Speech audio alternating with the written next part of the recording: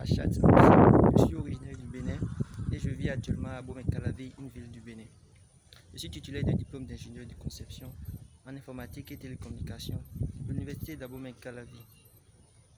J'ai pris le temps d'acquérir plus de compétences dans ce domaine en participant à divers ateliers de formation, à plusieurs conférences et aussi en faisant des stages en entreprise.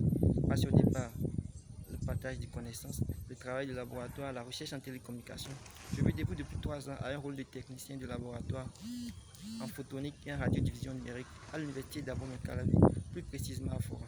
Quand je parle de photonique, il s'agit de toute la technologie liée à la fibre optique. Et par contre, quand je parle de radiodiffusion numérique, il s'agit de tout ce qui est en jeu dans une communication radio. Donc à Forum, je m'occupe particulièrement de la formation des étudiants en télécommunication. Par ailleurs, je suis plus impliqué dans les questions de gouvernance de l'Internet et aussi dans la promotion des droits de l'homme. Récemment, j'ai eu à participer à une formation en leadership sur la santé sur Internet. En tant que responsable communautaire de la santé sur Internet, j'ai beaucoup appris. La technologie Internet joue un rôle crucial dans la durabilité mondiale. Et quand on parle de la santé sur Internet, on a total 5 problèmes, dont l'inclusion numérique, la décentralisation du web, la sécurité sur Internet, la vie privée.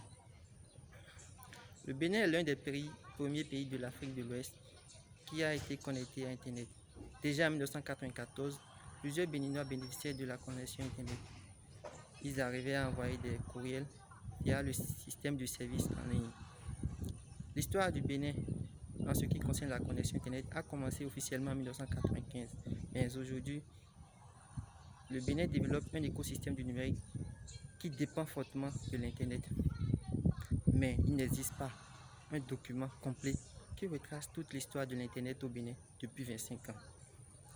Selon l'UIT, l'Union internationale des télécommunications, un nombre important de personnes sont exclues de la révolution numérique. La numérisation au Bénin a entraîné le développement des infrastructures d'accès à Internet.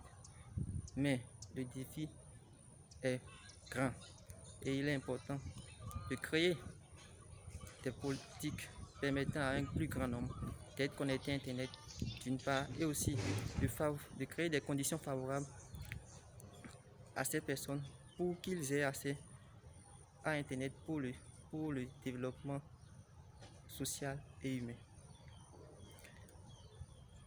Ayant un impact sur tous les secteurs de la société, l'Internet sera ce que les citoyens décideront d'en faire.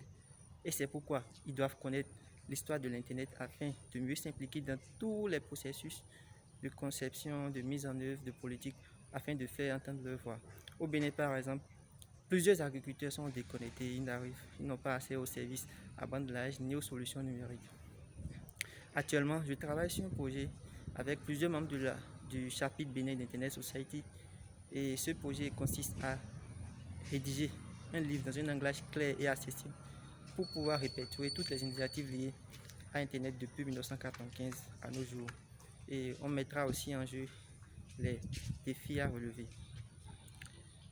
En tant que co-lead de ce projet, j'y travaille de manière ouverte car cela encourage le volontariat et le travail collaboratif.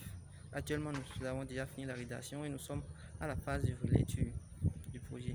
Donc, nous sommes ouverts à toutes vos contributions pour l'amélioration de ce travail. Vous pouvez nous contacter sur notre compte Twitter @isocbenin. Pour finir, je dirais que la santé sur Internet est primordiale. Il faut que la communauté mondiale, surtout la jeunesse, s'engage à être des défenseurs de la santé sur Internet. Et là, Internet sera assez. Donc j'encourage tous les jeunes de travailler dans ce sens. Merci.